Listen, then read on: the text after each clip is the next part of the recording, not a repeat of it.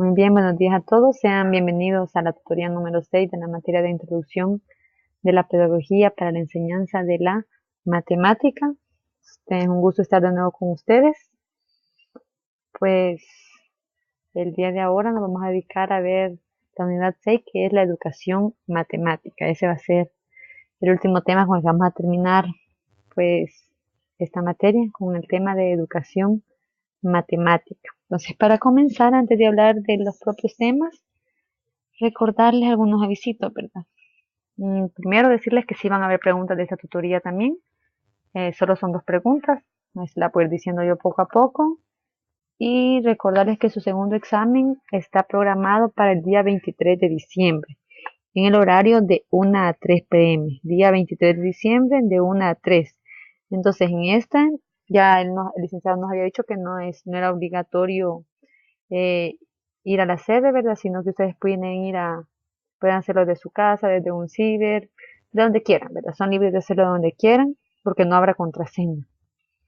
Entonces, recordarles que solo van a tener un intento para hacer el examen, porque van a haber preguntas abiertas también, y que la sede de San Salvador es así no se va a poder ocupar. Pueden ir a cualquier otra sede si desean, o pues, como les digo, desde su casa, desde la casa de un amigo, desde un ciber, como ustedes gusten.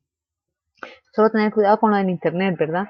Que no van a haber excusas después si el internet se pierde o algo, sino que tienen que buscar un lugar donde saben que el internet que tienen es bueno, ¿verdad? Es bueno y que les va a durar todo el tiempo. Y pues con respecto a su examen, esa es la única información. El día 23 de diciembre, de 1 a 3 pm, y lo pueden hacer de cualquier sede porque no va a haber contraseña, ¿sí? Va a ser libre, entonces pueden tener todos los materiales, obviamente, ¿verdad? Como ustedes gustan, como les decía en otra materia, también espero que lean para que pues se les haga fácil buscar la información, porque si no, puede que no les alcance el tiempo para contestar todas las preguntas. No sé si tienen alguna pregunta con respecto a su segundo examen, si no vamos a pasar a la tutoría en sí, ¿verdad? Si ustedes me dicen.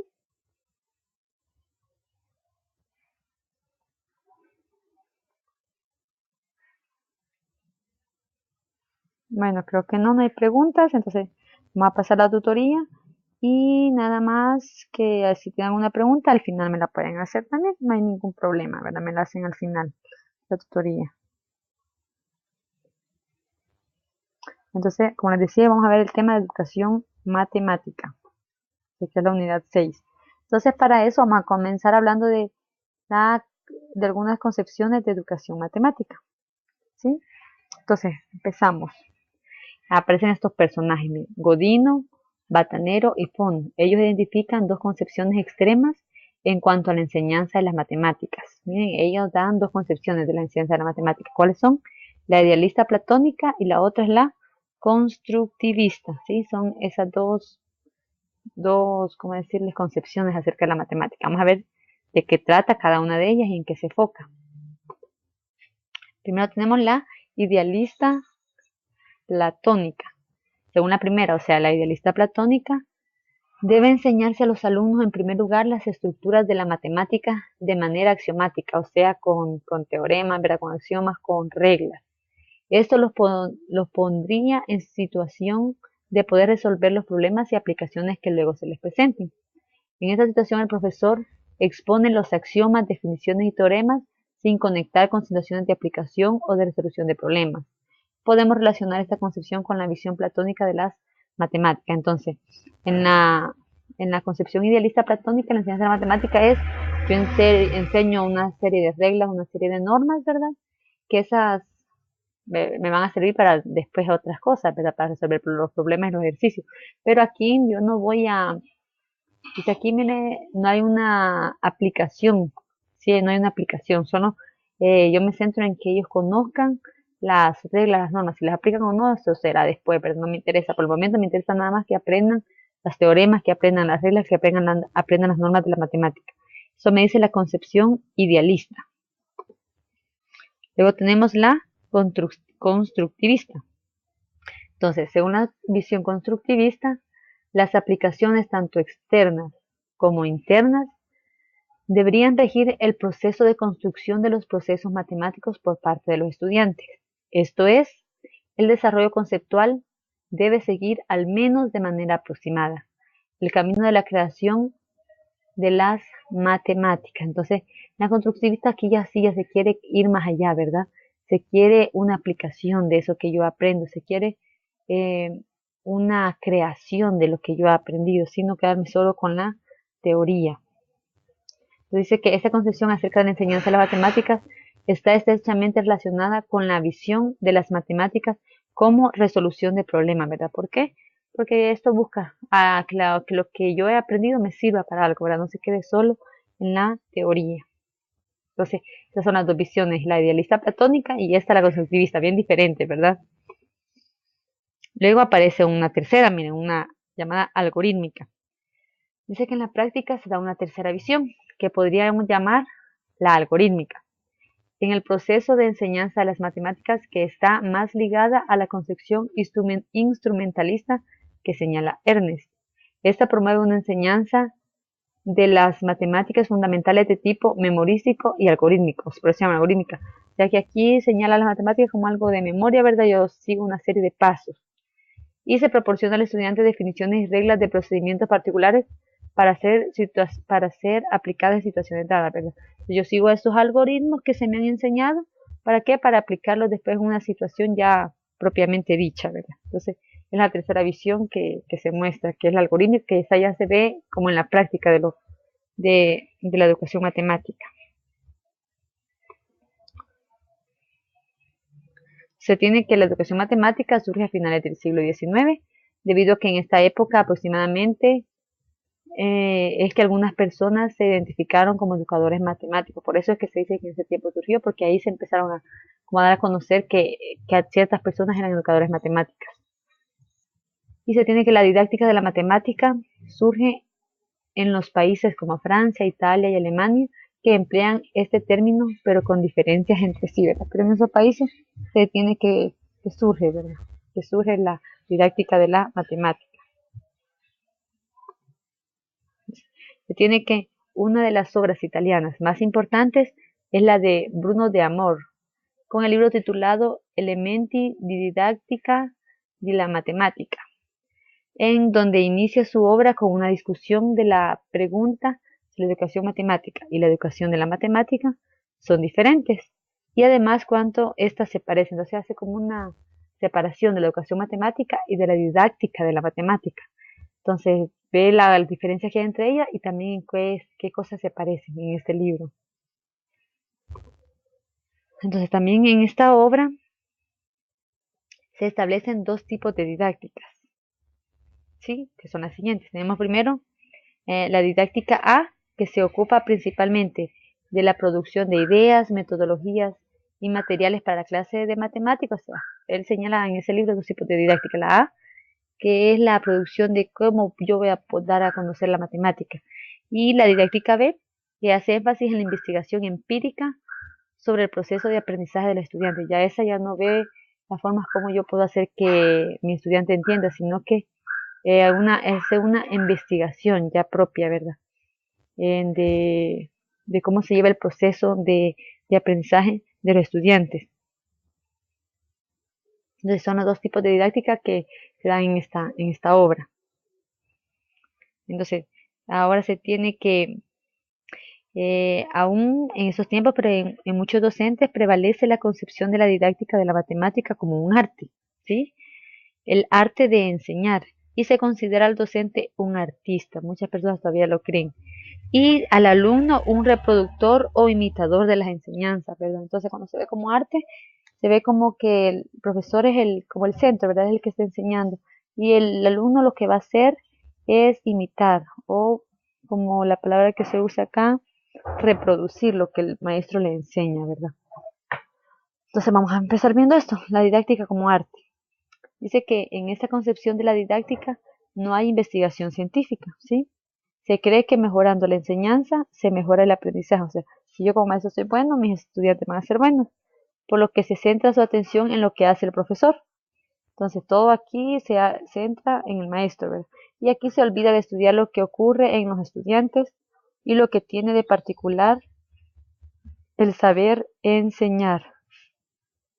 Entonces, bajo esta concepción, No hay reglas que controlen o que permitan analizar las relaciones entre profesor-alumno y saber matemático, pues todo depende de la habilidad del profesor para moldear al estudiante.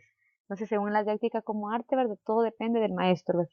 Aquí no influye que el estudiante esté pasando por problemas, porque eso hay que verlo, ¿verdad? Puede ser que un maestro esté muy motivado por enseñar, pero puede que el estudiante esté pasando por problemas, cosas así. Entonces ya uno tiene que buscar tácticas especiales para ese estudiante. Entonces, pero aquí en esta novela, aquí se centra todo en el maestro. Luego tenemos la educación matemática como ciencia, ya no como arte, ahora como ciencia. Ahora, tenemos que tiene como objeto de estudio la relación entre los saberes, la enseñanza y el aprendizaje de los contenidos matemáticos. Para ese personaje, Broseau, el objeto de estudio de la didáctica de la matemática es la situación didáctica, entendida esta como un conjunto de relaciones establecidas explícita o implícitamente entre un alumno o un grupo de alumnos, un cierto medio que comprende eventualmente instrumentos u objetos y un sistema educativo, representado por el profesor, todo esto con la finalidad de lograr que estos alumnos se apropien de un saber constituido en vías de constitución, ¿verdad? Entonces, aquí ya relaciona muchas cosas, ¿verdad? Los saberes de la enseñanza, los contenidos ya no se centran solo en el maestro, ¿verdad? Sino que tiene una perspectiva como más amplia, ¿verdad? Se enfoca en lo que se va a aprender, en cómo se va a aprender, en los objetos, en el profesor, en todo, ¿verdad? Así es la educación matemática como una ciencia. Y luego aparece este personaje, Chevallard. Dice que para él el verdadero objetivo de la didáctica es la construcción de una teoría de los procesos didácticos que nos proporcione dominio práctico sobre los fenómenos de la clase. Entonces aquí, según él, el objetivo de la didáctica es la construcción de una teoría, ¿verdad? De unos procesos que yo voy dando que nos ayuden a qué? A tener dominio sobre mi clase, que ese dominio va a dar la capacidad de yo poder transmitir conocimientos, poder enseñar, ¿verdad? Que voy a poder hacer que los estudiantes entiendan de una como manera más sencilla. Entonces, eso es referente a este tema. Luego está ya hablar de las escuelas y las corrientes en sí, cada una, ¿verdad? De qué trata cada escuela, de qué trata cada corriente, lo que vamos a ver ahorita. Entonces, vamos a empezar hablando de la fenomenológica didáctica o la matemática realista. Esta es la primera corriente que se presenta en el material, ya que hay diferentes propuestas teóricas referentes a la educación matemática. Entonces, esta es la primera. Entonces, se dice que su mayor representante es este personaje, Hans Freuden. Esta corriente nace en Holanda en los años 70 como una reacción al movimiento de la matemática moderna y al enfoque mecanicista de la enseñanza de la matemática, implementado en ese momento en las escuelas holandesas. Entonces, su representante decía que las matemáticas son un instrumento cognitivo, o sea, de conocimiento, y ese conocimiento tiene que ser para todas las personas, por eso dice conocimiento público, y debe de servir para organizar, estructurar y matematizar partes de la realidad. Mediante este organizar, estructurar y matematizar, cada individuo se apropia personalmente de las matemáticas. Entonces, para esta corriente, ¿verdad? Las matemáticas, como son un conocimiento público, entonces cada persona va a ser capaz de organizar y de centrarse en su propio conocimiento, ¿verdad? Y de apropiarse así del conocimiento matemático, lo que dice esta corriente. Luego tenemos la otra corriente que es la didáctica fundamental. Dice que esta escuela fue desarrollada en Francia, donde sobresalen los nombres de estos personajes siguientes. Tenemos a Guy Brousseau, a Gerard Bernaut, a Chevallard y, según este personaje, Díaz Godino. Una característica importante de esta corriente es su consideración de los fenómenos de enseñanza-aprendizaje bajo un enfoque sistemático, ¿sí? Entonces aquí él considera que la enseñanza matemática debe de ser bajo un sistema, ¿verdad? O sea, una serie de reglas a seguir. en donde el funcionamiento global de hecho didáctico no puede ser explicado por el estudio separado de cada uno de sus componentes. Es lo que me dice esta teoría. Entonces, según Chebayar, él describe al sistema didáctico como el formado por tres subsistemas. Entonces, él consideraba que el sistema grande de educación matemática estaba dividido en tres subsistemas. ¿Quiénes eran esos subsistemas? Pues el profesor, como ya vimos, que es muy importante, el alumno, ¿verdad? Que es quien va a aprender, y el saber enseñado, o sea, lo que la persona está aprendiendo. Entonces dice que algunos de los principales conceptos ligados a esta corriente son los siguientes. Tiene primero la teoría de situaciones didácticas, ¿sí? Entonces, él pone como los tres ejes, pero el profesor, el alumno y el saber enseñado. Y los conceptos ligados a eso son los siguientes. La teoría de situaciones didácticas, primero. Dice que el responsable de esta teoría es Rousseau, el cual plantea modelizar y contrastar empíricamente los fenómenos didácticos a partir de la problematización y cuestionamiento del conocimiento matemático enseñado. También tenemos la transposición didáctica, y esta se refiere a la adaptación del conocimiento matemático para transformarlo en conocimiento, para ser enseñado. Entonces hay una transformación, ¿verdad? El conocimiento matemático se enseña y ya se transforma en un saber enseñado. Entonces, en la primera fase de la transposición didáctica se pasa del saber matemático al saber enseñado, ¿verdad? O sea que un saber matemático en sí puede estar en el libro, pero cuando ustedes ya lo transmiten y la persona lo ha entendido, entonces ya se hace un saber enseñado. ¿Por qué? Porque ya se enseñó, para la redundancia, y la persona ya lo aprendió. Pero tenemos la otra, que es el contrato didáctico. Dice que este es un conjunto de reglas implícitas que organizan las relaciones entre el contenido enseñado, los alumnos y el profesor dentro de la clase de matemáticas. Entonces a ellos aquí le llaman contrato didáctico a la relación que hay entre las tres, ¿verdad?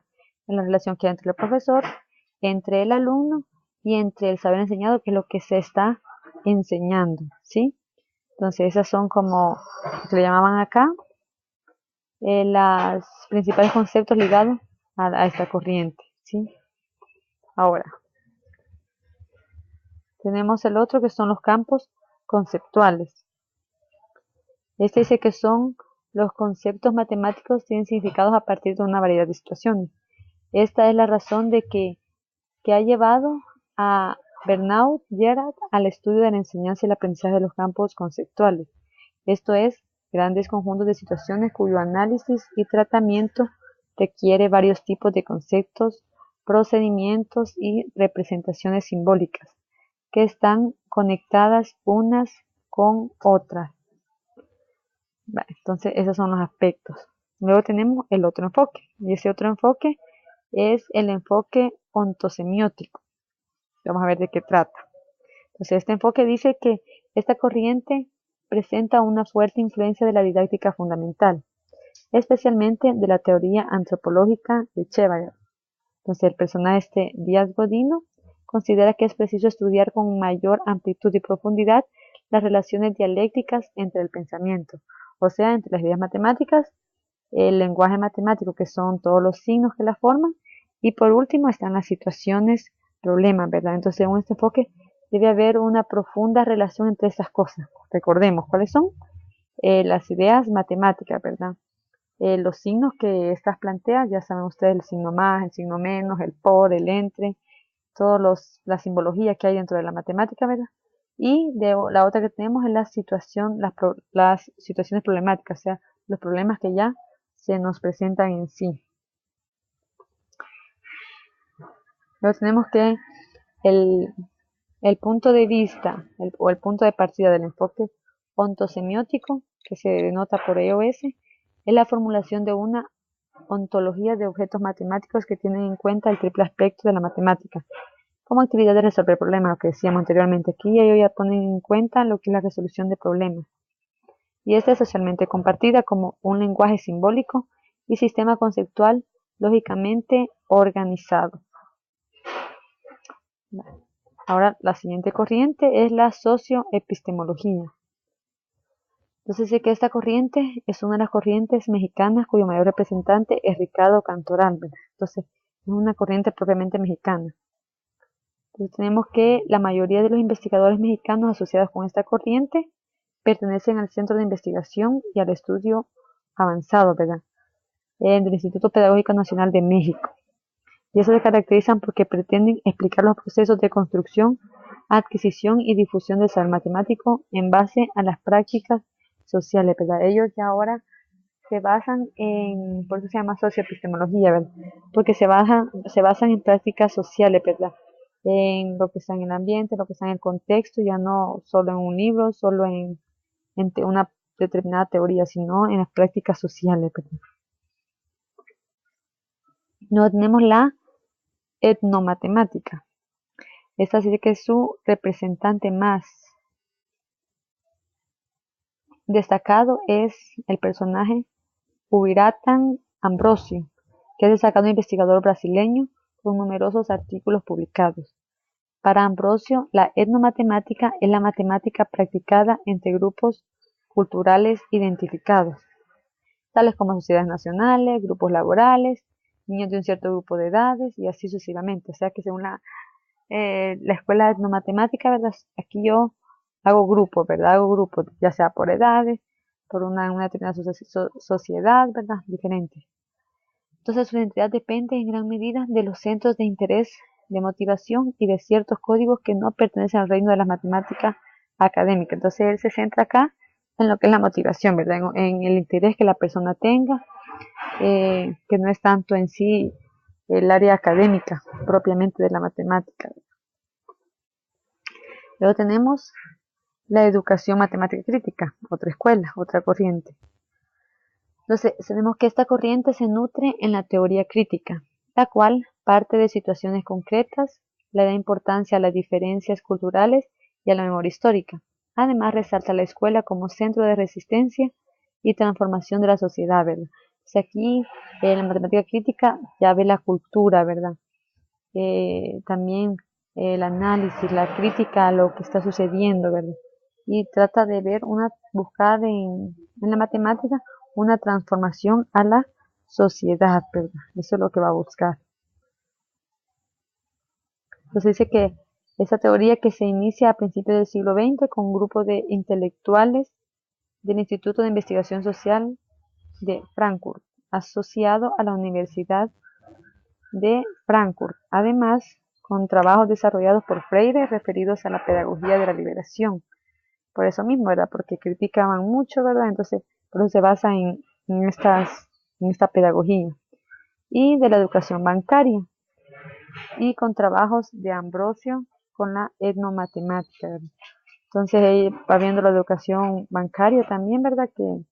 Que solo es depositar. Ustedes se recuerdan, vieron antes, la educación bancaria era depositar conocimientos nada más, ¿verdad? En el estudiante.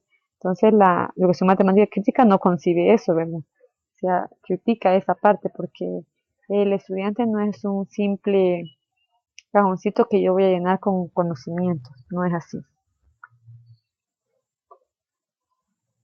Luego tenemos este personaje Mora, la define de la siguiente manera. La matemática crítica. Dice que la didáctica crítica de las matemáticas forma parte de las ciencias críticas, cuyo objetivo básico es la investigación y el desarrollo de una concepción compleja sobre el aprendizaje y la enseñanza de las matemáticas, vistos ambos constructos dialécticamente y orientados al mismo tiempo hacia el logro del poder matemático de toda la población, ¿verdad? Entonces, ¿qué se busca? El logro del poder matemático en todas las personas. Bueno, entonces esas son algunas corrientes que se tienen de la matemática. Entonces, no sé si tienen alguna pregunta al respecto.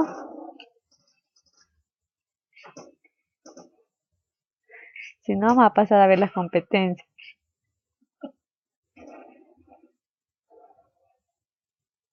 ¿Tienen una pregunta de las corrientes?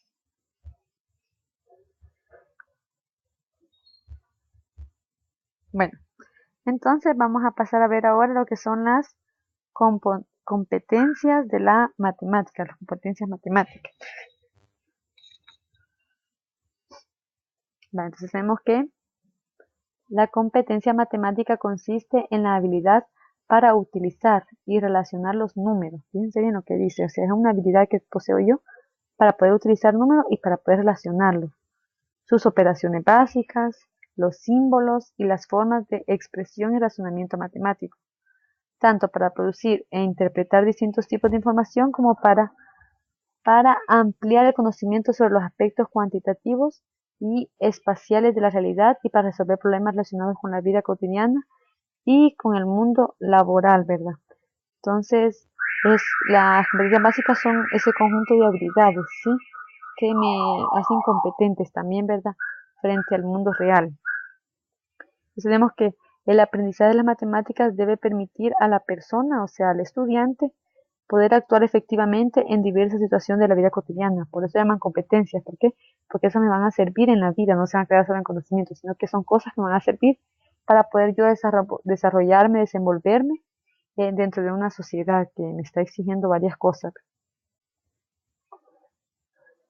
Ahora tenemos que, con el objeto de lograr una aproximación al concepto de competencias matemáticas, se consideran en principio tres tipos de competencias. ¿Cuáles van a ser? Las básicas, las transferibles y técnicas y profesionales. ¿Sí? Son las competencias. Y ahora vamos a ver cada una. Y que de acuerdo a la UNESCO, todos los jóvenes deben adquirir, o sea, de acuerdo a la UNESCO y a esta organización, todos los jóvenes tienen que tener estas competencias para poder desarrollarse dentro de una sociedad. Primero, ¿cuáles son? Las competencias básicas. Así que en su aspecto más fundamental, las competencias básicas comprenden las nociones de lectura, escritura y aritmética necesarias para conseguir trabajo suficientemente bien pagado para satisfacer las necesidades cotidianas. Entonces, para que un joven debe de tener esas competencias básicas que me permitan que, por ejemplo, dice la lectura, la escritura, la aritmética, que me van a servir para conseguir un buen trabajo, el cual me paguen bien, en pocas palabras, ¿verdad? De tal manera que yo pueda satisfacer mis necesidades cotidianas, las necesidades básicas que yo tengo. Estas son las competencias básicas que toda persona debe de tener. Luego están las competencias transferibles, vamos a ver cuáles son. Dice que estas comprenden la capacidad de resolver problemas, y ya se mete en otra área, ¿verdad? Por ejemplo, comunicar ideas e información de manera eficaz, ser creativo, esas son otro tipo de competencias. Mostrar dotes de mando, o sea, ser líder. El escrupulosidad y evidenciar capacidades empresariales. Entonces, esas se les llaman competencias transferibles. Y en estas las personas necesitan esas competencias para poder adaptarse a distintos entornos laborales, ¿verdad? Yo necesito ser eficaz, ser creativo para adaptarme a diferentes trabajos que me puedan poner a desempeñar. Y así aumentar la posibilidad de manera de permanecer en empleo bien remunerado, ¿verdad? Entonces estas competencias me ayudan a tener yo como un empleo en lo que no solo voy a satisfacer mis necesidades básicas, sino que va a ser muy bien remunerado, ¿verdad? Entonces voy a tener yo como la opción de tener un poco más de dinero si tengo ahora estas competencias que se le llaman transferibles. Y luego tenemos último las competencias técnicas y profesionales. Dice que numerosos empleos exigen determinados conocimientos técnicos. Lo sabemos ahorita en la actualidad casi todo, pero y como es desde cultivar verduras hasta utilizar una máquina de coser, poner ladrillos o utilizar una computadora, ¿verdad? Cada trabajo requiere una competencia técnica o profesional diferente. Si voy a hacer un albañil, voy a sembrar, necesito saber sembrar, ¿verdad? Si voy a trabajar en un lugar donde hacen traje y todo lo demás, tengo que saber usar una máquina de coser si me lo están pidiendo, ¿verdad? Entonces, eso se llama pues, competencias técnicas y profesionales, que son las que se adecuan dependiendo de cada empleo que se tiene, ¿verdad? Entonces, ahí están los tres tipos de competencias que según UNESCO todo joven debe tener. Y nosotros como maestros estamos obligados a ayudarles a desenvolverse y a que desarrollen esas competencias. Ahora tenemos los fines de la educación matemática. Se tiene que debido a que surgen las siguientes interrogantes, por ejemplo, ¿para qué enseñar matemática? ¿O qué matemáticas enseñar a una sociedad influida por la tecnología? Entonces es necesario establecer cuáles son los fines de la educación matemática. Vamos a ver ahorita cuáles son esos fines. Se tiene que la cuestión de los fines o metas de la educación matemática no es reciente. De hecho, con una matiz u otra se encuentran de manera permanente en la práctica totalidad de documentos curriculares, o sea que hay mucha investigación de esto, convencionales o innovadores conocidos. Así este personaje. Krulik propone las siguientes metas para la educación matemática, en las que señala las relaciones con las metas generales de la educación y las necesidades de la sociedad. Entonces, este personaje da unas metas que debe tener la educación matemática, todo en relación con qué, con las necesidades de la sociedad, ¿sí? Y con las metas que tiene la propia educación en general. Entonces, vamos a ver cuáles son esas metas. Son las siguientes. Primero dice, lograr para cada individuo la competencia matemática que se corresponde. La siguiente, preparar a cada individuo para la vida adulta, reconociendo que algunos alumnos requieren más instrucción matemática que otros. Miren qué interesante esto. Preparar a cada individuo para cuando él sea adulto y teniendo en cuenta que cada alumno es diferente y que algunos de mis alumnos van a requerir más instrucción que otros. Entonces yo tengo que ponerle interés a esa personita. La otra, fomentar el reconocimiento de la utilidad fundamental matemática en nuestra sociedad, ¿verdad? Entonces, enseñar eso, que la matemática es útil, es necesaria y es muy importante en toda nuestra sociedad, o sea, enseñar la utilidad de la matemática. Y la última que tenemos es desarrollar la habilidad para usar los modelos matemáticos con miras a la resolución de problemas, ¿sí? O sea, enseñarles que no, la teoría no se va a quedar hasta ahí, sino que ellos deben de ser, las personas deben ser capaces de crear, ¿sí? De ver más allá, de buscar más soluciones, de buscar más cosas. Entonces esas son las metas que ese personaje plantea, las metas de la matemática. Luego tenemos los personajes Hobson y Kahan, que ellos consideran los siguientes tres aspectos mediante los que las matemáticas contribuyen a los fines educativos generales. Vamos a ver en qué las matemáticas están ayudando a los fines de la educación en general. Así que primero, el desarrollo de la capacidad de razonar. Sabemos que la matemática ayuda a desarrollar el pensamiento, lo hemos hablado anteriormente. Entonces, esto me va a ayudar a desarrollar la capacidad de razonar que me va a servir en, en la vida, ¿verdad? No solo para las matemáticas. Luego tenemos que su carácter ejemplar de certeza, ¿verdad? Entonces, hemos visto que las matemáticas tienen cierto grado de certeza, ¿verdad? Entonces, esto me ayuda también a mí. Y la tercera es que su función de instrumentos auxiliares para otras disciplinas, ¿verdad?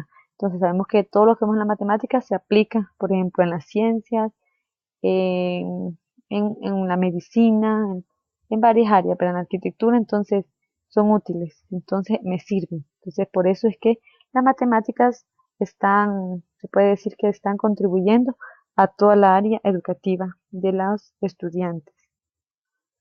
Entonces tenemos que las metas y propósitos de la enseñanza de la matemática se pueden surgir de la naturaleza de la materia, del papel que desempeña en la vida práctica, intelectual y espiritual del mundo y también de los intereses y capacidades de todos los estudiantes.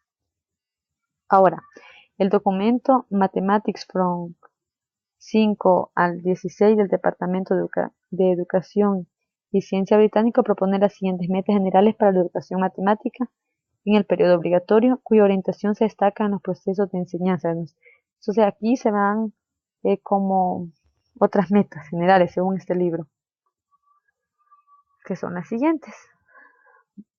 Dice primero, las matemáticas son un elemento esencial de comunicación. Las matemáticas son herramientas potentes, ¿sí? Entonces es un medio que me sirve a mí para comunicarme.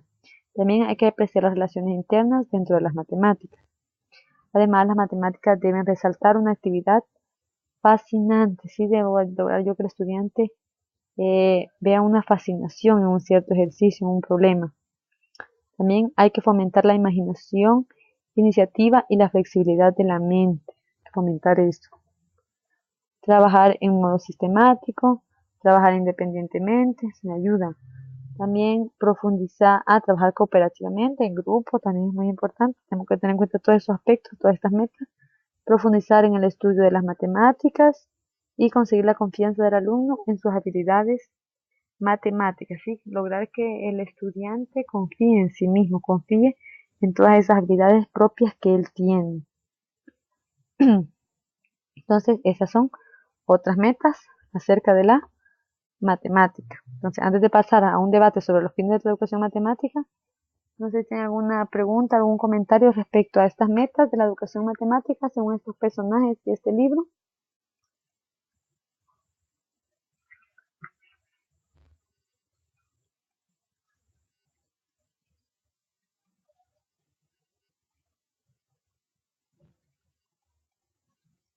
¿Ninguna? Va. Entonces, vamos a pasar ahora a lo que es el debate sobre los fines de la educación matemática. Tenemos que cuando se habla de la educación matemática y sobre las funciones sociales a las que debe atender, hay que considerar prioritariamente a qué clase de sociedad nos referimos, ¿sí? Tenemos que tomar en cuenta eso, a qué personas le vamos a dar a conocer. Entonces, para alcanzar una sociedad del futuro, Ambrosio presenta dos puntos de vista. Vamos a ver estos puntos de vista que presenta. Primero, está el punto de vista utilitario. Vamos a ver qué considera este punto de vista. Dice que dado que existe una necesidad creciente de preparar matemáticos en todos los niveles para la aplicación y el uso de la tecnología, la sociedad espera, aunque sea a largo plazo, algún beneficio o recompensa de las matemáticas, ¿sí? Las personas esperan eso. Esperan que los matemáticos sean profesionales competentes, capaces de justificar por qué están siendo pagados para hacer matemáticas, ¿sí? Entonces, desde el punto de vista utilitario, o sea, se quiere ver una, por el mismo nombre lo dice, una utilidad, ¿verdad? Que de la matemática yo obtengo una utilidad, aunque sea a largo plazo, que me está sirviendo para algo. Entonces, que me están pagando por algo, dicen, ¿verdad? Entonces, ese es el punto de vista utilitario. Luego tenemos el punto de vista especulativo. Dice que es el esfuerzo por desarrollar la educación como libre y creadora, como adquisición del arte de utilizar conocimiento. La meta para esta forma creativa y más estructurada de la educación matemática consiste en colocar meramente la matemática en una posición de lenguaje conveniente y útil para simular el mundo real, ¿verdad? Entonces aquí esto me va sirviendo para ir a hacer simulaciones que me van a servir en el mundo real. Entonces tenemos que la tarea principal de la educación matemática consiste en proponer estrategias que permitan el desarrollo simultáneo de estos dos objetivos, ¿sí? El primero basado en el concepto de la matemática como cuerpo utilitario, o sea, de utilidad de técnicas y habilidades, pensado y diseñado para satisfacer las necesidades de la sociedad. Y el segundo considerando las matemáticas como componente de un gran cuerpo de los modelos de pensamiento, ¿verdad? Es como una parte. Y del lenguaje para simular los fenómenos anteriores, ¿verdad? O sea, los fenómenos para los que me va a servir la matemática. Ahora, este personaje, Romberg, propone una respuesta a la interrogante. ¿Por qué se debe enseñar matemática?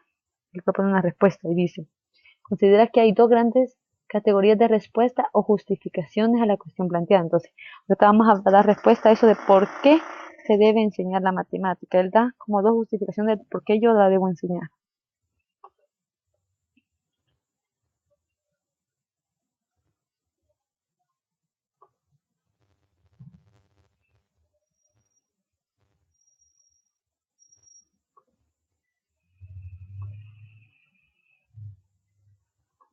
Vale, ahora tenemos primero lo que es la justificación funcional. Dice que tanto para los alumnos como para la sociedad las matemáticas satisfacen una necesidad funcional de largo alcance.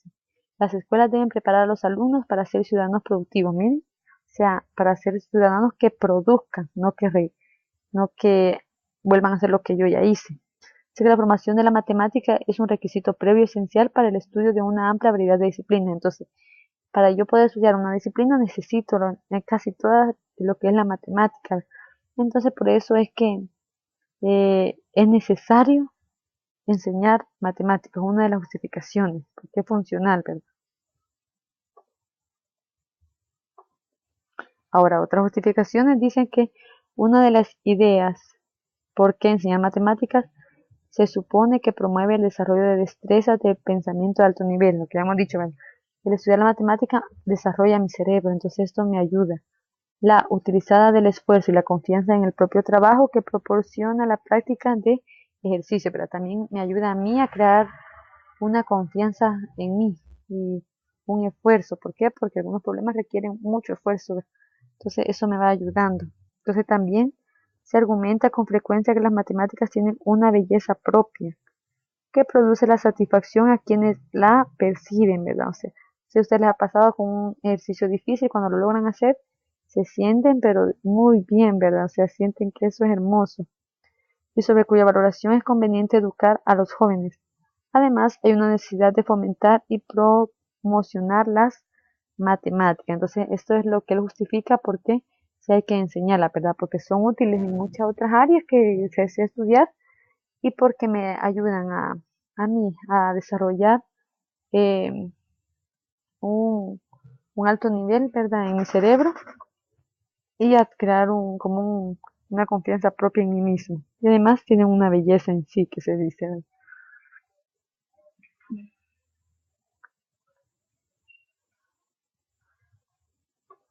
Vale, ahora tenemos lo que es la estructura didáctica en acto, pero antes de eso, ahorita va la primera pregunta de la tutoría. Se la voy a poner ahí en el chat.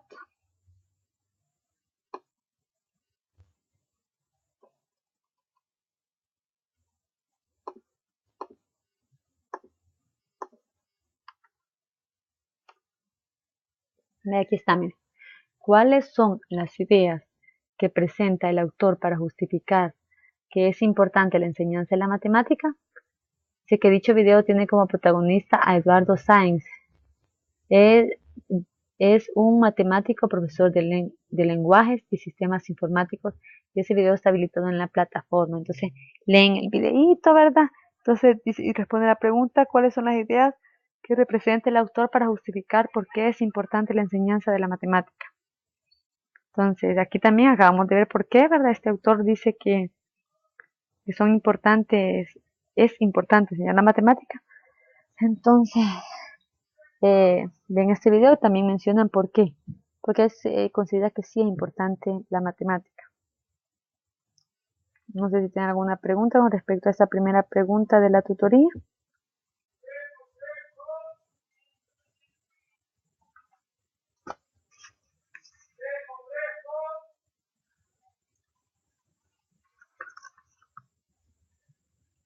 La Elmer me dice que no. No. Entonces vamos a continuar, ¿verdad? Si no, me la pueden hacer al final también.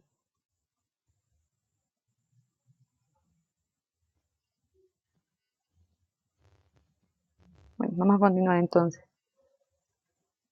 Entonces vamos a pasar ahora a ver lo que es la estructura didáctica en acto. Entonces dice que tres actores relativamente autónomos intervienen condicionando los actos didácticos, ¿sí? Va a haber tres actores que van a intervenir en todos los actos de la didáctica en la educación escolar. ¿Cuáles son esos tres actores? Yo creo que lo están pensando, ¿verdad?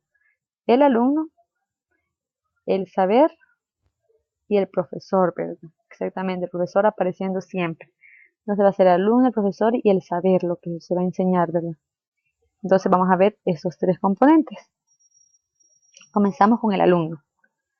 Se dice que como es natural, el alumno desarrolla sus actos de razonamiento a través de disciplinas, fases de procesos de pensamiento, reviste la mayor importancia para la didáctica, reconocer a posteriori o incluso anticipar tales fases, sus modalidades y condiciones de posibilidad para poder identificar esquemas y representaciones plausibles del razonamiento matemático sobre tal o cual cuestión, ¿sí? Entonces, el primer personaje, el alumno, que es el que está aprendiendo, pero que no solo está aprendiendo, también desarrolla, ¿verdad? Capaz de razonar, de ver qué, analizar qué es lo que se le está enseñando, todo lo demás. Entonces, ese es el primer personaje. Vamos al siguiente, que es el saber enseñado. Dice que el alumno no se relaciona directamente con el saber matemático, sino con un referente suyo, que es el saber enseñado, ¿sí? El contrato que permite el equilibrio entre los actores que condicionan los actos didácticos debería tener en cuenta que el entendimiento del saber matemático en su proceso de reconceptualización en la institución escolar considere sus relaciones con la realidad, entonces los propósitos educativos y sociales. Entonces, acá está el saber enseñado, es eso que se ha transmitido al estudiante, ¿verdad? Ese es el saber enseñado, entonces es con lo que se topa el estudiante. Pero acá dice que tiene que tener en cuenta los propósitos educativos generales que se tienen y también los propósitos sociales que se tiene para poder eh, ver bien que ese saber enseñado sea el más indicado, ¿verdad? Y el último actor es el profesor, pero no menos importante. Dice que este desarrolla su actividad a partir de concepciones sobre las matemáticas y su enseñanza, sobre los procesos de pensamiento y los actos de razonamiento del alumno, sobre los propósitos, ya sean cognitivos, o sea, del pensamiento, educativos o sociales, de su enseñanza y sobre los fundamentos epistemológicos de la ciencia. Dichas concepciones constituyen lo esencial de la ideología privada que interviene en las prácticas educativas y pedagógicas del profesor. Entonces, el profesor es quien va a enseñar, ¿verdad? Sobre los procesos de pensamiento, los actos del alumno, o sea, va a investigar todo. ¿Para qué? Para poder desarrollar de manera adecuada lo que es la enseñanza y poder transmitir ese saber enseñado. Bueno, no sé si tienen alguna pregunta con los tres actores de la didáctica, o sea, del enseñar, ¿verdad? El estudiante, el saber enseñado y pues el profesor, ¿verdad? Son los tres actores importantes.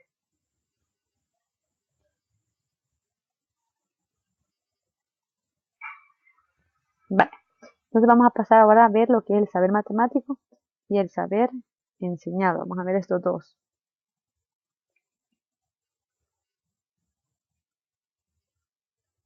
Acá, permítame que él me está preguntando. Vale, un fundamento epistemológico. Los fundamentos epistemológicos son como los fundamentos orígenes, los orígenes que se tienen, ¿sí? Eh, lo que se tiene como antecedentes, lo original. Vamos a buscar en sí la palabra epistemológico para entenderlo mejor.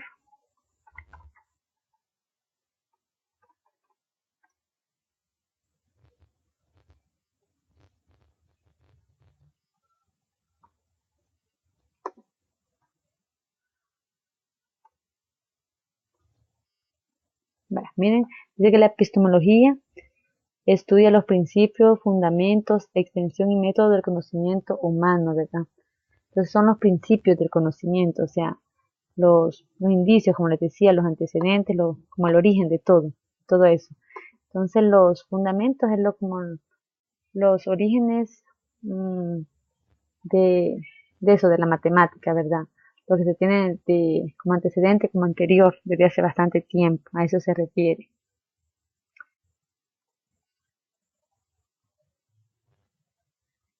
Ajá, exactamente, las bases, sí. Eso se puede decir en otras palabras, son las bases. Gracias por la palabra, esa no me había venido. No sé si tienen otra preguntita respecto a esto. Él me dice que solo esa tenía, no sé, alguien más o un comentario.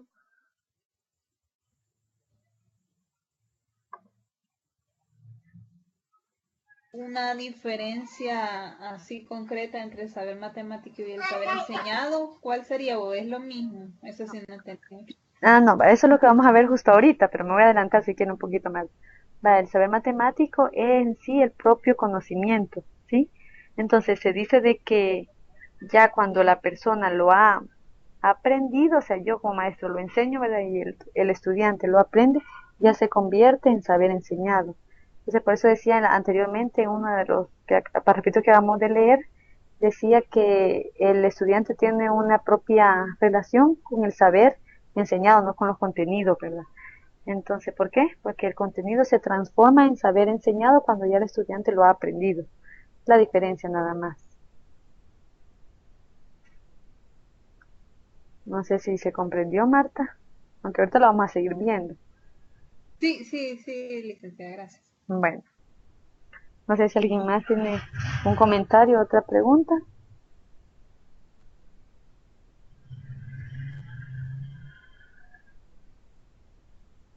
Bueno, vamos a pasar entonces. Vamos a seguir viendo lo que es el saber matemático y el saber enseñado.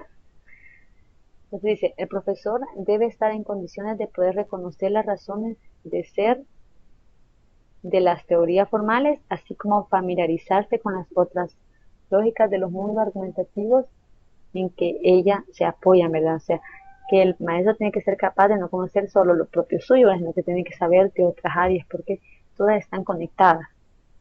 Entonces dice que este conocimiento adicional le ayudará a elaborar las estrategias didácticas que le darán sentido en la clase, al objeto matemático seleccionado para su enseñanza, a través de una serie de actividades de recontextualización y de repersonalización. Los saberes matemáticos se actualizarán en la clase y terminarán por convertirse en conocimientos del alumno, lo que le decía yo, ¿verdad? Entonces, el maestro no puede conformarse con saber de su área, sino que tiene que saber de diferentes áreas. ¿Para qué? Para que eso le ayude a saber transmitir ese conocimiento y para que ese conocimiento se transforme en qué? En un conocimiento ya del alumno, ¿verdad? Entonces aquí dice, ¿verdad? Los saberes matemáticos se van a convertir en qué?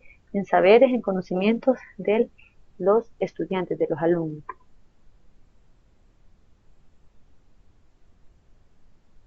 Dice que el sistema didáctico está constituido por el docente, el estudiante y el saber, lo que ya había mencionado anteriormente. Previo al trabajo realizado por Cheval, los análisis teóricos sobre el sistema didáctico se enfocaban en las interacciones únicamente entre el docente y el estudiante. Antes, solo se trabajaba, el docente debe de ser así, el estudiante así. Y luego, a partir de dichas investigaciones realizadas por Cheval y posteriormente por investigadores de la escuela francesa, que el saber, o sea, el saber matemático en nuestro caso, se constituye en un objeto de análisis como un nuevo integrante del sistema. Por eso ahora ya se toman en cuenta los tres aspectos, el maestro, el estudiante y el saber matemático, como los tres actores de la pedagogía de la matemática. Ahora, dice que el contenido a enseñar llega, por tanto, al ambiente del aula, carente del contexto y la situación en el que fue creado. Entonces, esto es algo como que cuesta, ¿verdad? Por ejemplo, conjeturas, experimentación y errores, entre otros. En este caso debe introducir un contexto dentro del cual el estudiante pueda recrear este conocimiento. En otras palabras, el docente transpone de alguna forma el objeto a enseñar en objeto de enseñanza. Entonces, ¿qué es lo que dice? El docente, el encargado de hacer esa transformación, de pasar de un objeto a enseñar, o sea, del conocimiento matemático, a un objeto de enseñanza, o sea, el conocimiento ya enseñado, aprendido, ¿verdad? Entonces, ¿cómo lo va a hacer? Utilizando diferentes herramientas, recreando. ¿Por qué? Porque muchas veces, y como dice acá, yo llevo un conocimiento a mi aula y no hay, los estudiantes no tienen un contexto sobre esa situación. Entonces, yo debo de crear ese contexto antes. ¿Para qué? Para que el estudiante pueda asimilar bien el contenido que yo le voy a proporcionar. Entonces, tenemos que, a partir de las ideas de Chevrolet, se plantea la transposición didáctica a través de dos procesos. Primero, la contextualización y la descontextualización. Entonces, ¿qué pasa? Él plantea de que esa transposición, o sea, el llevar yo el saber matemático al saber enseñado, lleva dos requerimientos. Una contextualización, lo que les decía anteriormente, ¿verdad? Si el estudiante no tiene un contexto de lo que yo voy a enseñar, yo le voy a dar ese contexto, se lo voy a propiciar. Y el otro es la descontextualización, porque muchas veces ellos tienen una idea o algo que no es correcto, entonces tenemos que quitarles eso. Entonces dice que un saber erudito que debate, que debe ser contextualizado para su publicación y su transformación a un contenido a enseñar, y un saber a enseñar, que debe ser a su vez sufrir un proceso de contextualización para instituirse en un saber enseñado. Entonces, la transposición es esa, ¿verdad? De un saber matemático pasar a un saber enseñado por medio de qué? de una contextualización y una descontextualización. O sea, si el estudiante no tiene un contexto y cero propicio, si tiene uno erróneo, se lo quito y le inculco al que sí es correcto. De eso es de lo que se trata. Entonces, dice que además que la enseñanza de las matemáticas, al menos desde los principios del siglo XX, fue considerada sistemáticamente como un binomio conceptual de educación matemática, en el cual se operaba una especie de yuxtaposición de la matemática como disciplina científica y de la ciencia de la educación, con el fin último de revisar y actualizar los contenidos matemáticos para adaptarlos al currículum escolar, ¿verdad? Entonces tenían que estar juntos estos dos. ¿Para qué? Para poder dar a conocer bien estos contenidos. Entonces tengo que en las últimas décadas este enfoque fue rápidamente superado y se ha vencido constituyendo un nuevo campo del saber con el aporte de las distintas disciplinas interesadas en la construcción de conocimiento matemático. En el contexto escolar, la psicología cognitiva, con una larga trayectoria en el estudio de los problemas relativos al aprendizaje de las matemáticas, la filosofía, la historia, la lingüística, todas se han juntado, todas estas áreas, para ayudarse unas con otras, ¿verdad? La matemática les ayuda, estas ayudan a la matemática y así sucesivamente. Entonces, con eso terminamos lo que es la matemática y lo del saber matemático, el saber enseñar y todas esas partes. Eh, no sé si tienen una pregunta hasta el momento o algún comentario que quieran hacer sobre lo que hemos leído. Acerca de la contextualización, licenciada, ¿Sí? ¿qué contextualización? No sé si entendí bien si era quitar descontextualización, era quitar el error que tuviera el estudiante. ¿A eso se Ajá. refiere? ¿O no? Sí, primero está la contextualización. Por ejemplo, si usted le va a presentar un problema quiero ver, ¿cómo decirle? Un problema sobre agricultura, digamos, porque como hay ciertos problemas que se aplican, ¿verdad? Entonces, si el estudiante no sabe nada de la agricultura, porque no se ha criado en esa área, ¿verdad? Entonces usted puede conceptualizar, hablarle un poquito sobre la agricultura antes de meterse ya en el propio problema matemático, sí, en sí. Entonces, eso se llama contextualizar, o sea, darles como el medio para que ellos entiendan bien la situación problemática que usted le va a dar a conocer. Y ya el descontextualizar es que si usted nota que ellos tienen un saber que no es correcto, tiene la obligación de quitárselos, tiene la obligación de corregirlos y ya mostrarles cuál es el verdadero contexto de ese problema que usted le está presentando o le va a presentar, ¿verdad? Como usted como docente ya sabe qué es lo que le va a enseñar, puede anticipar eso. Entonces a eso se refiere, no sé si ya comprendió lo de contextualizar y descontextualizar. Sí, hoy un poquito mejor, ya lo entendí. Es como contextualizar, es como, digamos que adentrarlos, Exacto, digamos, poco por poco, hacerlos exactamente, entrar en un sí, ambiente a modo que me entiendan. Y exactamente, a eso se refiere. descontextualizar es quitar aquel error, o sea, digamos, aquel ambiente que no entendieron bien, aquel Ajá, ambiente que no entendieron bien, y adentrarlos nuevamente. exactamente, eso es descontextualizar, eso es, en Así, otras ¿verdad? palabras, sí, así es. Muy bien. Así, mire, licenciado. Para descontextualizar hay que contextualizar. Así Así, es, ¿verdad? sí, porque después de que usted ha quitado, tiene que darles lo verdadero, ¿verdad? Para que ellos no se queden con el vacío y entonces, ¿qué pasó aquí, va? No puede solo Ah, quitar lo que ya sabían, porque si los deja así, ya van a entrar en pánico y entonces no van a saber qué hacer. Entonces usted les quita lo que no debe y les pone lo que sí, para ellos. uh-huh. Hoy sí, hoy sí. Bueno, es como lo de la matemática que en nuestra sociedad sabemos que está mal interpretada, ¿verdad? Por ejemplo, que la matemática solo es para hombres, o sea, nuestra obligación es quitar eso, porque las matemáticas son aburridas, porque las matemáticas son difíciles, nadie las va a entender.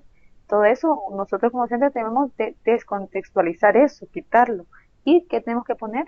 Que las matemáticas sí pueden ser divertidas, que hay juegos que se pueden hacer con las matemáticas. Nosotros tenemos que hacer eso, entonces ahí también se puede otro ejemplo de cómo se puede descontextualizar y luego contextualizar. No sé si tienen alguna otra preguntita.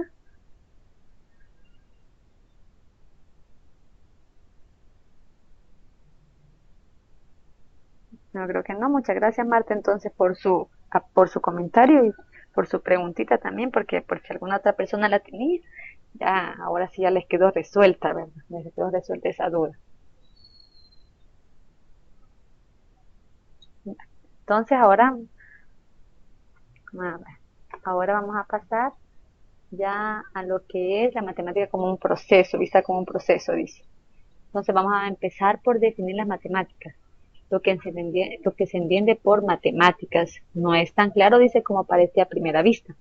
No hay propiamente una definición de las matemáticas y las decenas de definiciones o descripciones propuestas no aglutinan más que a un pequeño grupo de seguidores, pero no puede dudarse de la existencia en la historia de procesos sociales de ideación, discusión, consignación en símbolos, o sea que se tienen ciertos símbolos para en general, ¿verdad? Que el signo, dos rayitas a la par, una encima de otra, es igual y todo lo demás, ¿verdad? Y gráficas de codificación y refundición de saberes, que por lo menos quienes lo practican identifican claramente como matemática. Pero entonces cuando vemos símbolos, cosas así, nosotros ya nos viene a la mente, esto es matemática. Entonces, pero en los grupos sociales en donde fluyen las matemáticas realmente existentes, llega el momento en que se van creando ciertos dispositivos que podríamos llamar la pedagogía de las matemáticas, pero o sea, la forma de cómo se debe de dar a conocer la matemática. Entonces surgen personas que las enseñan, los maestros, a otras personas, así sean de manera informal, o sea, sin, sin que ellos se llamen maestros ni nada. Y dice que hay quienes les enseñan a otros a contar, ¿verdad? Por ejemplo, papás lo pueden hacer en su casa, y se están haciendo maestros, pero no de manera formal, sino de una manera informal, ¿verdad? La manera de escribir también, se puede hacer en familia, manejar cierto vocabulario, ciertas acciones y símbolos, etcétera. Entonces, esta es la pedagogía de las matemáticas como práctica social.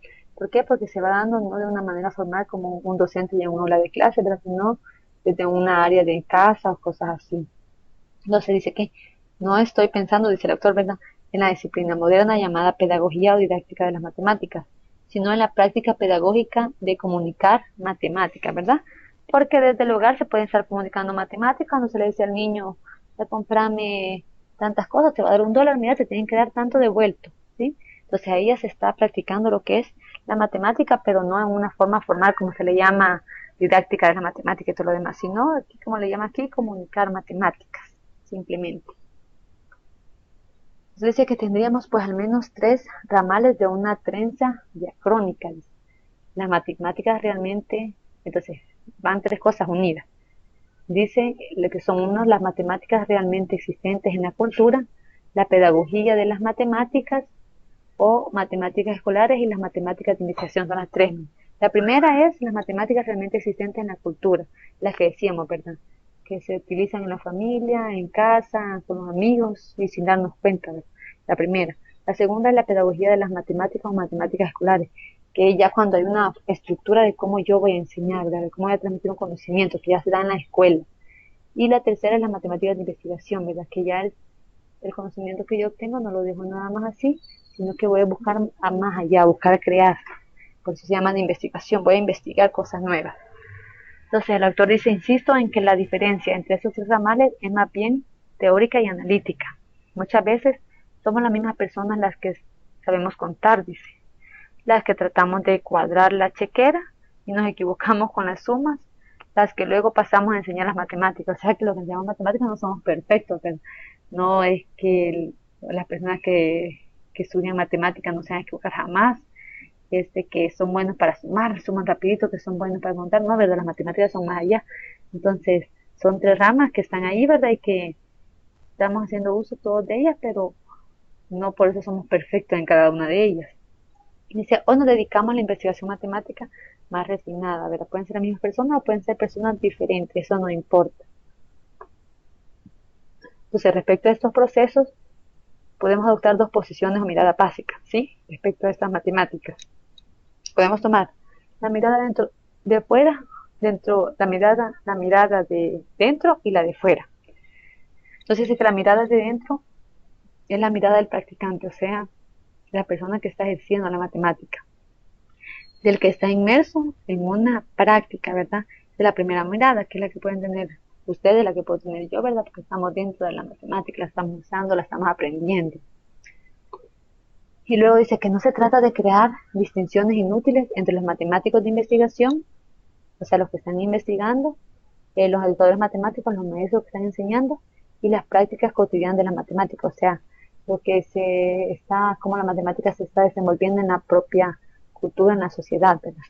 Sino de ponerlos en red, o sea, en unirlos, de reunir a todos estos practicantes, o sea, las personas que practican cada una de ellas, practicantes de las matemáticas realmente existentes, de las escolares y de las de investigación. Para ello, dice, para que por lo menos un buen número de ellos adopte también la mirada desde fuera. Entonces, sí que hay que unirlos porque no vas a tener una mirada solo desde dentro, sino que la mirada desde fuera también es importante. Vamos a ver por qué. Dice, pero si parece que alguno de nosotros tenemos una vocación, así se considera una especie de formación mental, y es que nos gusta mirar los procesos desde fuera, esa posición no sale gratis, tiene sus costos, o sea, el ver desde afuera todo sin estar adentro, tiene sus costos, vamos a ver por qué. Dice, pues tenemos que, pues, que apreciar o al menos tolerar a los que miran desde fuera los procesos, ¿sí? A veces no nos gusta, ¿verdad? Que la gente nos esté viendo cómo hacemos las cosas o criticando, decimos, ¿verdad? Y para precisar lo que es esta nueva disciplina de la educación matemática y para poder ubicarla con respecto a otras disciplinas, es necesario tomar esta posición externa y adoptar esa mirada desde fuera, ¿sí? La mirada desde fuera es sumamente importante. Entonces, en este material yo no lo puse, pero ahí lo decía. Por ejemplo, si va una persona a una fiesta, imagínense, va una persona a una fiesta, entonces, pero no se incluye en la fiesta, solo está observando. Entonces, esa persona es capaz de captar muchas cosas que las personas que están viviendo la fiesta no son capaces de ver. Por ejemplo, puede ver errores que tienen, puede ver cómo están vestidos bien cabal, cómo actúan, cómo se desenvuelven con unas personas, otros con otros. Entonces, eso es un beneficio que tiene la persona que no está incluida así, que está viendo desde fuera. Pero ¿qué pasa? Tiene sus costos, dice, ¿por qué? Porque no está viviendo eso, ya no está disfrutando la fiesta, no se está alegrando, está viendo que los demás están alegres, pero él no lo está. Entonces, por eso es de valorar esa perspectiva de las personas que ven la matemática también desde fuera. ¿Por qué? Porque eso nos ayuda. A veces nosotros estamos dentro y no vemos algunas cosas, como algunos errores, que personas que están viendo desde fuera no lo pueden decir y es necesario para que nosotros los corrijamos. Entonces, por eso es muy buena las miradas, las dos clases de miradas, la mirada de dentro de la matemática y la mirada de fuera de la matemática. ¿Por qué? Porque me sirve para alimentarme y hay que valorarla porque ellos se están perdiendo ese disfrute de la matemática en sí que nosotros sabemos que existe. Bueno, ahora para terminar se tienen algunas investigaciones sobre los errores en los estudiantes, en los procesos de aprendizaje de las matemáticas. Entonces, con eso vamos a terminar, que es algo que ya hemos visto también un poco. Pero no sé, antes de esto, me dicen si tienen algún comentario respecto a eso de las miradas de la matemática o alguna preguntita, algo que no les quedó claro. Si no, vamos a proseguir con este último temita.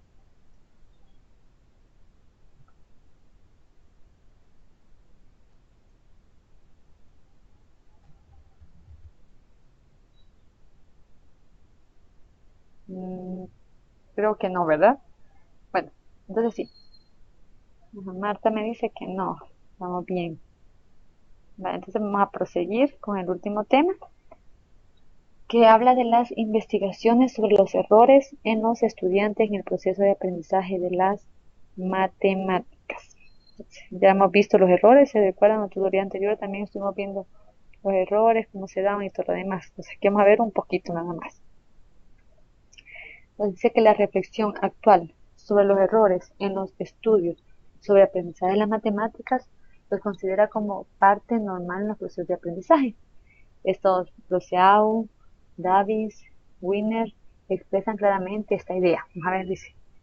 Observaciones hechas en el aula ponen de manifiesto lo siguiente. ¿Qué ponen de manifiesto? Primero, los estudiantes piensan frecuentemente acerca de sus tareas matemáticas de un modo muy original, bastante diferente de lo que esperan sus profesores. Entonces nosotros les dejamos una tarea, pero lo hacemos con un enfoque determinado. Pero mis estudiantes no siempre lo van a ver con mi enfoque. O sea, muy raro que lo sea así, lo ven de manera diferente. No estoy diciendo de una manera positiva o negativa, puede ser cualquiera.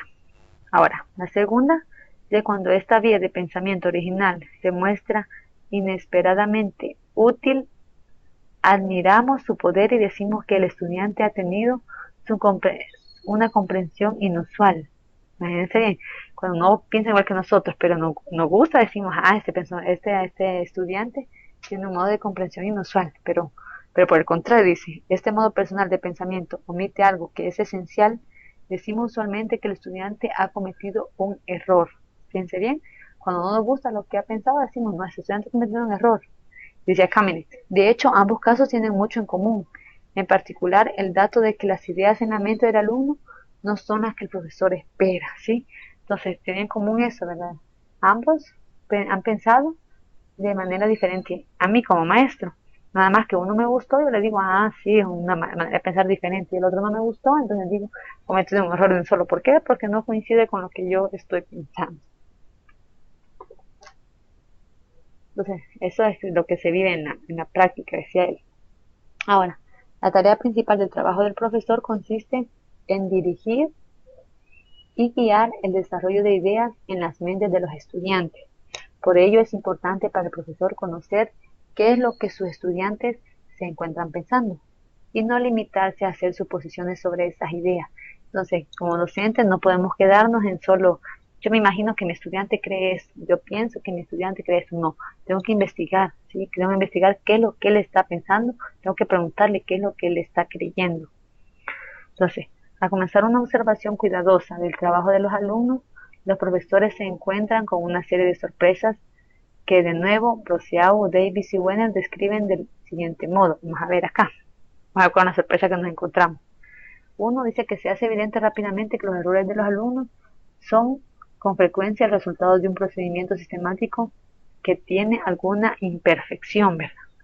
Pero el procedimiento imperfecto lo utiliza el alumno de modo consistente y con confianza. En estos casos los errores muestran un patrón consistente. Hay veces que el alumno cree que lo ha hecho bien, ¿verdad? Entonces él con confianza hizo algo, nada más que no llegó al final a una respuesta correcta. Entonces, porque hubo un errorcito ahí en una parte de todo el algoritmo del procedimiento. Entonces, nosotros podemos ayudarle a quien se dé cuenta de ese error, pero sin quitarle esa confianza, nada más decir, ah, el malo, no, ¿verdad? O sea, ayudarle y que ese error se convierta en una auto realización para el estudiante cuando ya lo haya hecho de manera correcta. Se recuerdan que veamos los errores como algo positivo, ¿verdad? Ya tenemos que dejar de verlos como algo negativo, sino verlos como algo que me va a ayudar a que el alumno pues vaya creciendo, vaya fortaleciéndose. Luego tenemos que los alumnos tienen con frecuencia grandes concepciones inadecuadas acerca de aspectos fundamentales de las matemáticas. Esa es otra cosa que se tiene, ¿verdad? O sea, concepciones que no son correctas. Ahora, cuando es posible observar a los alumnos y también intercambiar información con sus profesores usuales, se ve que los alumnos emplean con frecuencia procedimientos imperfectos y tienen concepciones inadecuadas que no son reconocidas por sus profesores. Casi siempre tiene esto también. Así que también se hace evidente que los estudiantes son con frecuencia más inteligentes para inventar sus propios métodos originales de lo que se esperaba de ellos. A veces uno no espera y ellos sí son capaces pues buscar un nuevo, ¿cómo decirle? Proceso o todo lo demás, ¿verdad? Luego dice que incluso cuando un método ha sido presentado por el profesor, un alumno puede desarrollar su propio método original, llegando hasta ignorar el método del profesor. Y eso no nos tiene que molestar, ¿verdad? Tiene que alegrarnos que ustedes han hecho que ese alumno sea capaz de ver más allá y no quedarse nada más con lo que ustedes les están diciendo, sino pues ir más allá, ¿verdad? Vaya, Wilfredo, no se preocupe, ¿verdad? Ahorita al final ya vamos a terminar, voy a dar las indicaciones de nuevo del examen, así que no se preocupe, bienvenido.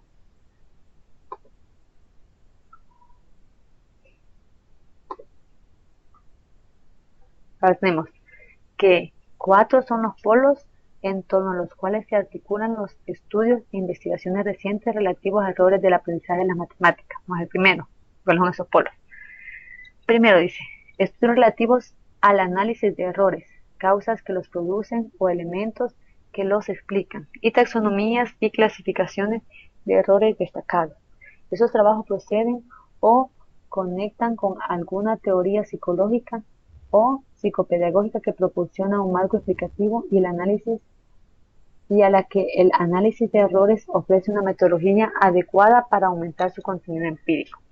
También incluimos aquí las aproximaciones teóricas hechas desde un planteamiento epistemológico o estrictamente matemático, que se tratan de establecer causas estructurales para los errores debidas a la propia naturaleza del conocimiento matemático, con exclusividad sobre cualquier otro argumento. Los trabajos sobre obstáculos son un ejemplo potente de esta opción. Bueno, es el primero. Luego el segundo, estudios dedicados al tratamiento curricular de los errores del aprendizaje en matemáticas. Hay estudios que se han hecho respecto a esto. Se incluyen aquí los trabajos dedicados a la organización didáctica de la enseñanza de las matemáticas, que contempla la consideración de los errores como un dato destacable. Una línea de trabajo es la denominada enseñanza diagnóstica o por diagnóstico, que trata de prever los errores detectados y proponer los medios para su corrección, ¿verdad? Casi siempre, ustedes van a dar cuenta, el Ministerio de Educación exige que sea un diagnóstico antes de comenzar un tema. ¿Para qué? Para ver qué mi estudiante no sabe o qué errores trae ya, para yo ayudarles antes de incluirlos en el tema, ¿verdad? ¿Para qué? Para que no se vayan a cometer esos errores ya cuando yo haya explicado. También incluimos en estos estudios las propuestas realizadas por otros autores que contemplan los errores como plataformas para incentivar el estudio e investigación de los contenidos matemáticos. Igualmente, quedan comprendidos en este apartado los estudios sobre evaluación y el papel que desempeñan los errores en las valoraciones que se deben realizar sobre las producciones de los alumnos. Luego el tercero dice que se consideran aquí los estudios dedicados a determinar qué conviene que aprendan los profesores de información en relación con los errores que cometen los alumnos. Se trata de estudios relativos a la formación del profesorado y el papel que la observación, análisis, interpretación y tratamiento de errores de los alumnos tienen en este proceso de formación, ¿verdad? Que entra en juego lo que estuvimos aprendiendo la vez pasada, el cambiar la perspectiva de los errores, ¿verdad? Pero para eso yo como docente debo de estudiar, ¿verdad? Entonces, por ejemplo, eso de que yo les decía de quitarse de eso de que el error es algo malo, ¿no? ¿Verdad? El error es una fuente que me sirve a mí para que el estudiante aprenda. Es como debemos verlo. Y el cuarto y último, dice que incluimos en este apartado aquellos trabajos de carácter técnico que implementan y sostienen una determinada clase de análisis sobre errores. Carácter dicotómico de la valoración correcto-incorrecto para las producciones de los alumnos han permitido una utilización considerable de procedimientos estadísticos. Gran parte de los trabajos de orientación psicométrica van dirigidos al estudio de errores en el aprendizaje. Los programas de ordenador elaborados para sustentar la interpretación de errores y el desarrollo posterior se ha hecho de los mismos, aunque tienen una fundamentación teórica clara en el procedimiento humano y en la formación que tiene igualmente un desarrollo técnico propio, por lo que los consideramos en este apartado. Entonces, hasta aquí quedaríamos con los errores, ya que es un tema que hemos estado viendo, si se recuerdan, ¿verdad? En tutorías anteriores hemos visto los errores, cómo se clasificaban y todo lo demás, pero pues ahí lo tienen los folletitos ustedes. Y pues lo más importante de los errores es que ustedes se den cuenta que son una fuente valiosa para aprender, ¿verdad? Es una fuente valiosa para enseñar. Decíamos la vez pasada, cuando uno comete un error y luego se da cuenta, o sea, ya no lo vuelve a cometer porque se vuelve significativo para uno cuando uno descubre ese error. Entonces eso es lo que ustedes deben de buscar como docentes, ¿verdad? Que esos errores se vuelvan significativos para los estudiantes y que no lo vuelvan a cometer en su vida, que logren ellos darse cuenta de sus propios errores y encontrarlos, ya que ustedes no van a estar toda la vida con ellos, y pues que eso, ¿verdad? Que sean capaces y les ayuden. Entonces, ahora les voy a dar la segunda pregunta, la tutoría, acá se la voy a poner, dice así, miren,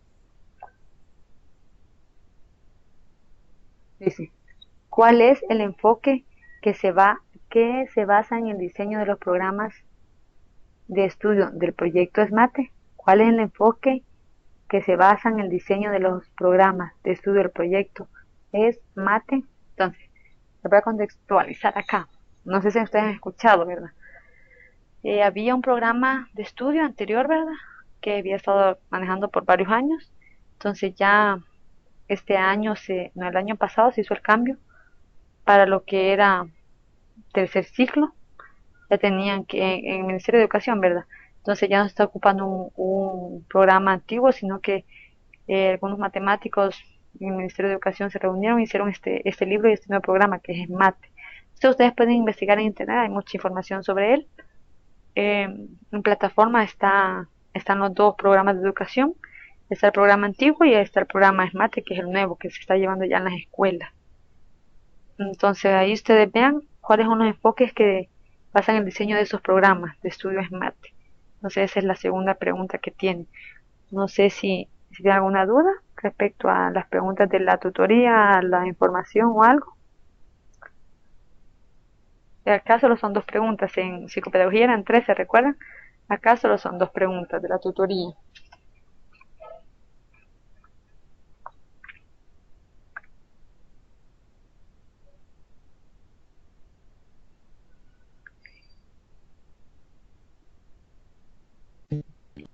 Cuando habla de enfoque, ¿qué clase de enfoque sería, licenciada?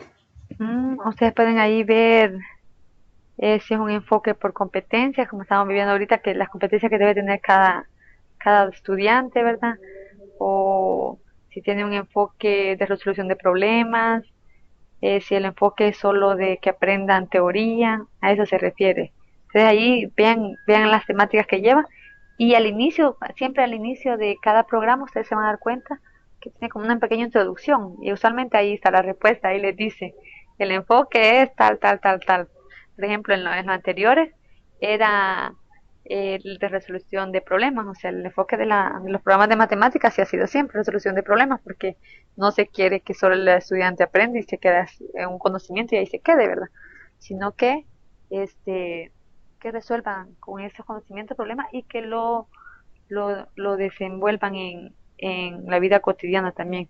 Entonces, pues, ustedes vean ahí, léanlo y ahí les va a decir, al inicio de las primeras 2 o 3 páginas tiene que estar eso, qué enfoque tiene, si es resolución de problemas, si es aplicación de la matemática en el entorno, a veces tiene varios enfoques. Entonces, si tiene varios enfoques, pues pongan varios, si tiene resolución de problemas, aplicación de la matemática al entorno, todas esas cosas así. Y pueden comparar ustedes con el programa anterior, ¿verdad? Los que yo les estoy diciendo ahorita son del programa anterior, este es nuevo, ¿verdad? Por eso les está preguntando para que ustedes investiguen. No sé si le quedó claro ya, Marta.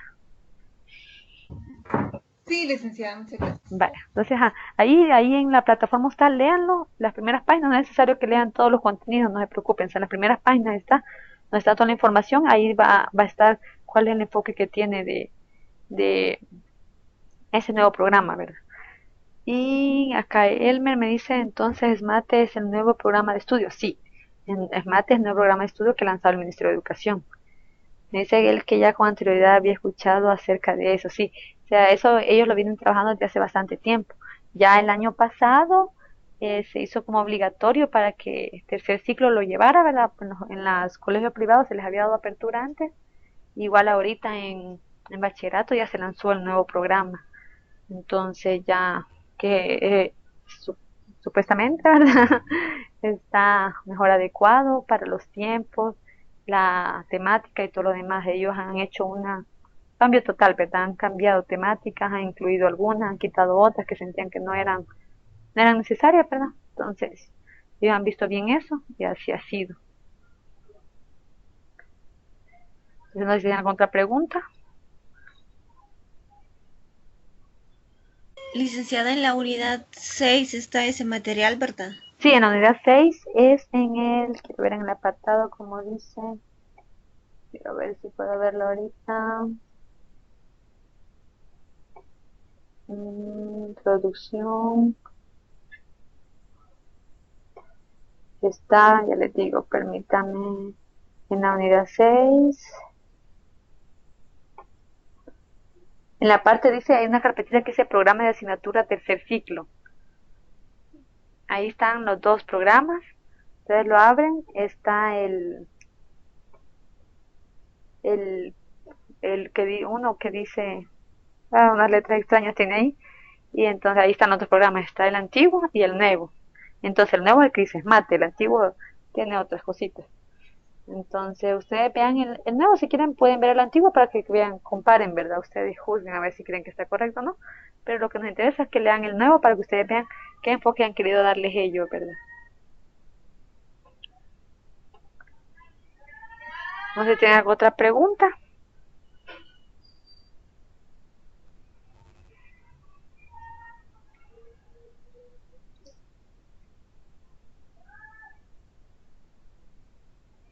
Bueno, no tienen preguntas con respecto a eso, recordarles, su examen número 2 es el día 23 de diciembre de 1 a 3 p.m. el domingo, ¿verdad? Domingo 23 de diciembre de 1 a 3 p.m. No es necesario que vayan a las sedes a hacerlo, pueden hacerlo de su casa, ¿verdad? No habrá contraseña para hacer el examen, solo tienen un intento también, pero recordarles, ¿Qué día es? el día 23 de diciembre, un día antes de celebrar Navidad, miren. Sí, sí. El día 23 de diciembre de 1 a 3, y como les digo, como les recuerdo, no tienen obligación de ir a ninguna sede, ¿sí? No tienen obligación de ir a ninguna sede, lo pueden hacer desde su casa, desde un ciber, como ustedes gusten, ahí son libres, ¿verdad? Pueden tener todos los materiales que quieran a la mano, nadie les va a decir nada. Solo tengan en cuenta que solo hay una participación nada más, o sea, cuando ya se metan, ahí tienen que terminar porque ya no va a haber otra oportunidad de hacerlo. Y pues medir el tiempo, yo eso les recomiendo, por favor, tengan cuidado con eso porque si se emocionan mucho leyendo un material, puede que por responder una sola pregunta no les alcance el tiempo. Entonces sí les pido eso, que tengan mucho cuidado por su bien, ¿verdad?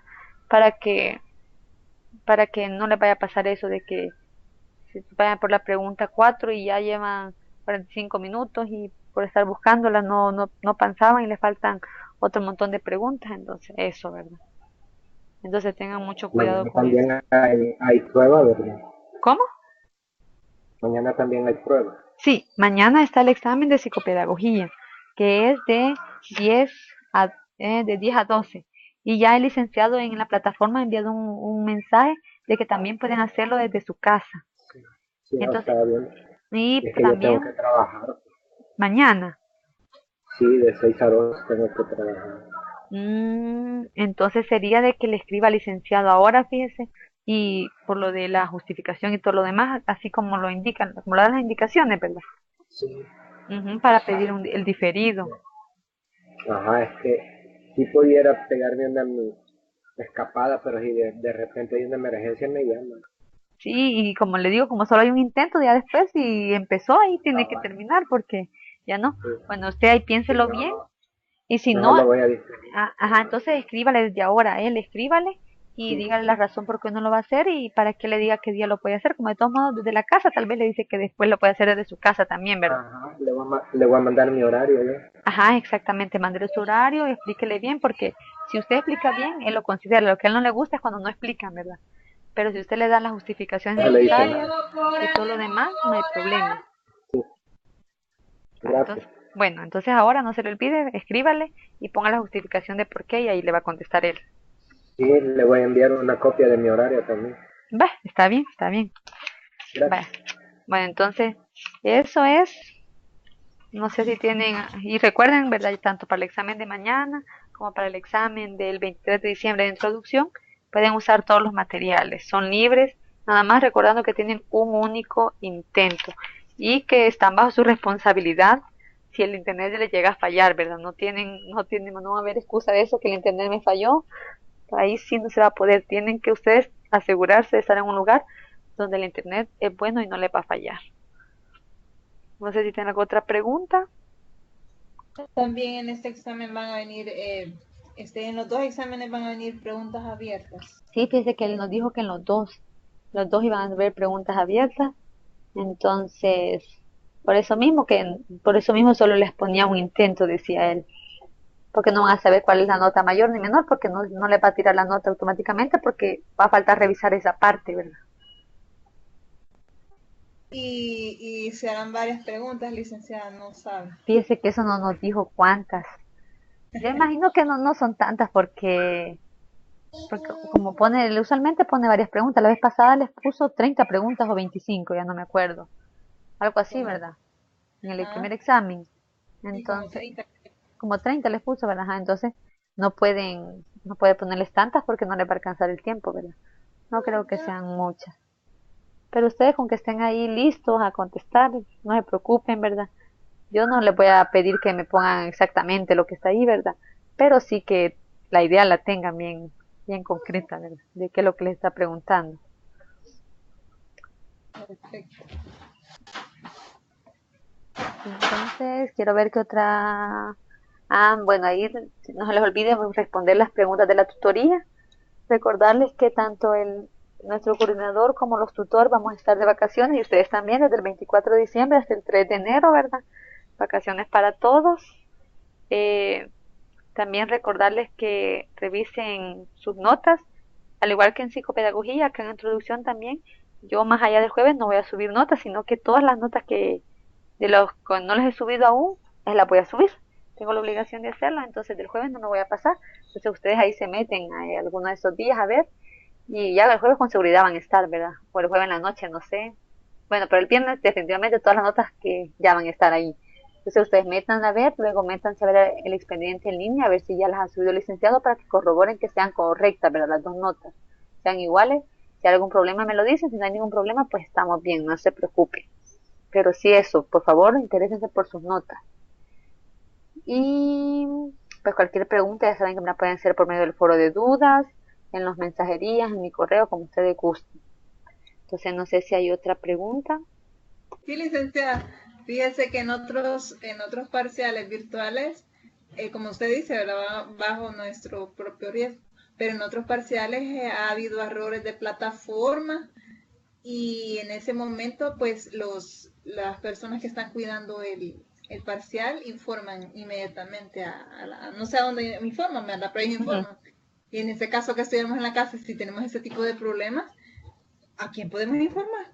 Eso es lo que les decía, fíjese que ese es el problema, por eso es que tienen la opción o hacerlo desde su casa, pero sabiendo de que no van a tener problemas, o irse a la sede, que quien nos va a estar verificando en la sede son ¿cómo se llama? Los encargados de sede, ¿verdad? Porque los tutores ahora no vamos a ir. Como no es obligación ir, no vamos a ir. Entonces a cuidarlos, sino que los encargados de sede van a estar ahí no cuidándolos, sino que ellos están ahí de todas maneras, ¿verdad? Entonces, si hay algún problema, ustedes lo notifican a ellos. Entonces, el licenciado lo que nos decía es de que ahí sí tienen que asegurarse de que el internet que ustedes tengan sea un internet bueno. Ya, si es un error de plataforma, no de su internet, ¿verdad? Sino que la plataforma no abre, porque a veces le pasa eso, ¿verdad? Entonces, sí, ahí tendrían que informarle a él, mandarle un correo y una captura de pantalla, cosas así, pero con tiempo, pero ojalá que no vaya a suceder, ¿verdad?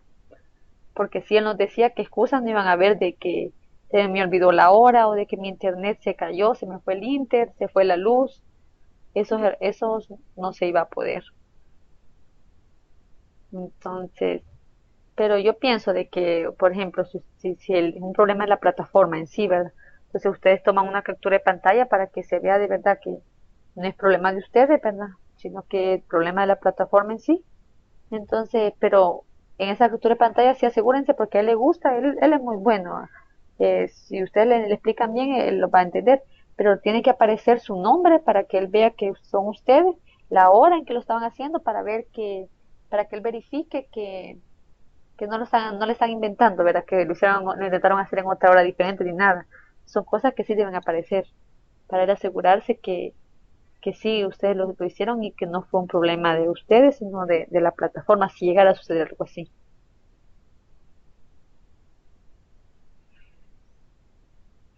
Perfecto, gracias, licenciada. Bueno, no sé, otra preguntita si tienen.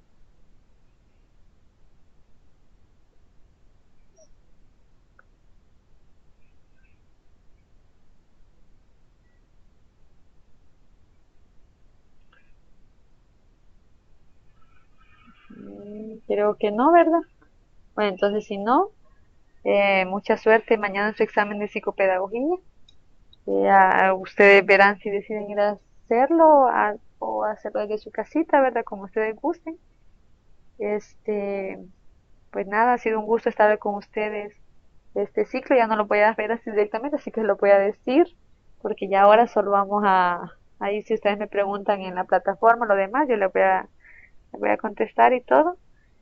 Pero pues ha sido un gusto estar con ustedes en estas dos materias.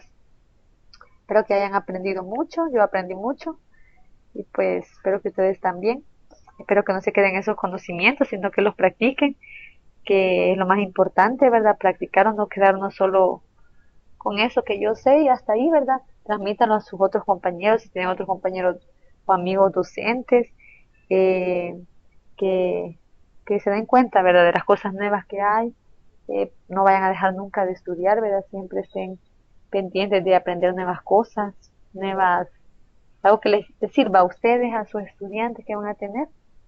Y pues cuídense mucho, ahorita como les decía en otra materia también, disfruten, espero tengan vacaciones, ¿verdad?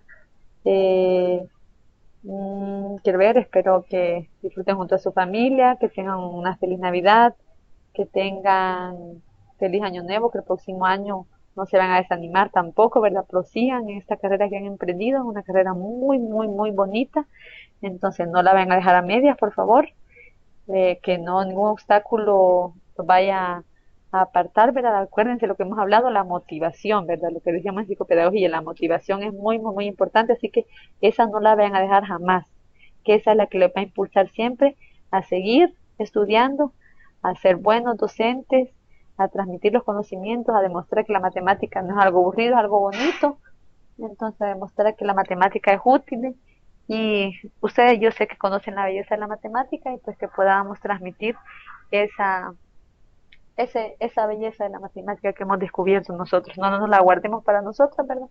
Sino concibámosla para las demás personas.